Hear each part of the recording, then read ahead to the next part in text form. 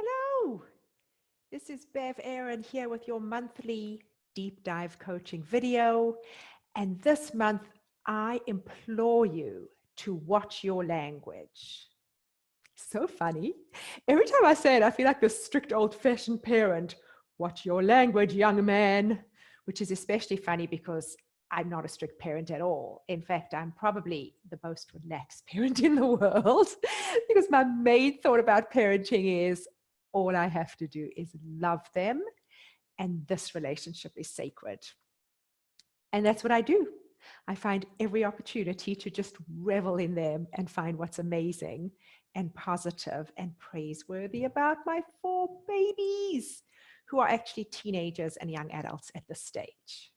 Okay, you're wondering why I'm bringing this up. This is not a parenting video, I promise. So let's get to watch your language with deep dive coaching. I actually think it is totally relevant, and here's why. We're so aware of our reactions to what other people say to us, like our kids or other people when they use certain words to describe us, like you're such a loser or you're a disaster. We kind of get very offended and we sort of, take offense to it and notice that it makes us feel angry and offended, and we might object, right? But what words are you using to describe yourself all day in your own head? And more importantly, are you aware of how they make you feel? You may do it in a light-hearted way or even jokingly or seriously. But likely you've been saying these words so often you actually think that it's a fact. These are the kinds of things I'm talking about that I hear in my practice all the time. I'm spoiled. I'm lazy. I'm a people pleaser. I'll never get this together. I don't know how to take care of myself. I'm burnt out. I'm drained. Or one that I used to say all the time and not even realize that it was a problem was, I'm a disaster. I didn't mean it in my whole life. I actually have always thought that I'm quite a success in my whole life. It was just about my house. The house was kind of a disaster. It was like an unfinished renovation and there's piles of paper all over and things I couldn't find. And so instead of just saying the renovation has not been completed and I have a pile of paper in the kitchen and I often / usually can't find my reading glasses, I would just go, I'm a disaster.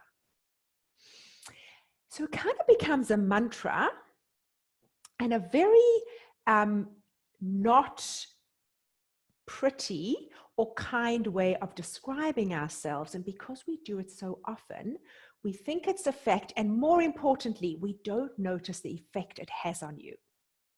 All you know is you always feel just a little bit ashamed or maybe scattered in my case, or inept or hopeless. And the reason this is, as you know, because we all know that the words we use when we talk to ourselves in our heads matter. They determine how we're going to feel in the moment. And how we feel determines how we show up. And that determines the result that we create. So in my case, I'm a disaster meant that I felt kind of hopeless. It meant that I just kind of left the house or hung around or did anything but tidy up my house or, book the rest of the reno. And the result was I kept finding evidence all around me that I'm a disaster. So what I just described to you in action was the model as developed by Brooke Castillo at the Life Coach School. And this model is in my head all the time. And it's what is prompting me to ask you to please, please, please watch your language when you talk to yourself. Here's how you're going to start off doing this. Write down all the typical ways you describe yourself often. You might not even realize how mean you are, so I suggest you ask some people who you talk to often and who know you well. What are the kind of things I say about myself all the time? I promise you, if you're not watching your language, like most of us, you're going to be shocked. Okay, so write those down and then check in with yourself about how each one feels to you. The way you check in is you kind of check in with your body, because that's where our feelings are experienced. And it's going to be subtle, right? Because you do it so often that you won't notice. It could be a twinge somewhere, a tightening. Maybe you like slump a bit more. Or maybe you feel lighter and more open. And that language is the one that you don't have to be so curious about. You can just keep it. Okay, so that's all you have to do.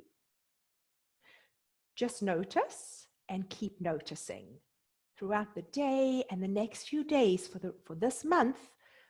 Just notice. Oh, I said it again. I'm a disaster. No wonder I kind of slumped a little bit right now. What I want to promise you is just the noticing and awareness is going to create a shift for you. You don't have to like push those thoughts away or force a new thought or resist anything. You just want to notice. What I found when I decided to start noticing is I just stopped saying it one day. I kind of noticed it. I noticed how it felt. I noticed the effect. And I loved on myself as I was doing it. I was compassionate. I understood that somewhere in my life, I decided that saying I'm a disaster was a good idea for my own survival. And that was enough for me to just notice it and love on it. And then I just stopped saying it. I don't know when or if it was gradual, but I don't say it anymore. It was organic and it was natural. And guess what? My house is done. Renovations finished. There's no piles of paper. If there are, I just kind of deal with them as they happen. And sometimes on a Friday afternoon when I'm getting ready for the weekend, I kind of don't know what to do with myself because I'm not like quickly shoving piles of papers into drawers that I'll never find. So that is it, my friend. Number one, write it down. Number two, notice the effect of these words on your body. Notice what you do next when you say those words to yourself. And most importantly, love yourself completely and know that somehow at some point in your life, you believed that these words would ensure your survival. And don't make it mean anything else.